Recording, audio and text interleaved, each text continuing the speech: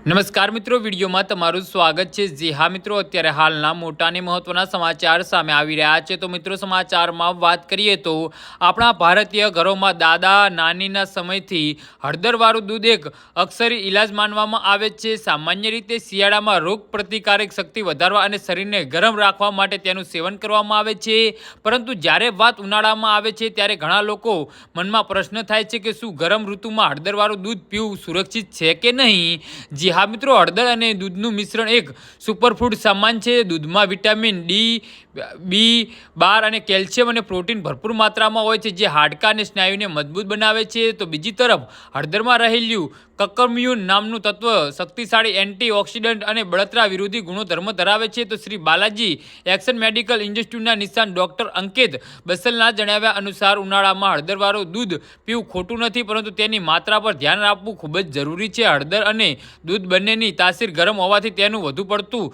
સેવન શરીરને ગરમીમાં વધારો કરી શકે છે। જી હા મિત્રો, તો આના વિશે તમારું શું કહેવું છે તો નીચે અમારી કમેન્ટ બોક્સમાં જરૂરથી જણાવજો અને અમારી યુટ્યુબ ચેનલને સબસ્ક્રાઈબ કરવાની ભૂલતા નહીં। ધન્યવાદ।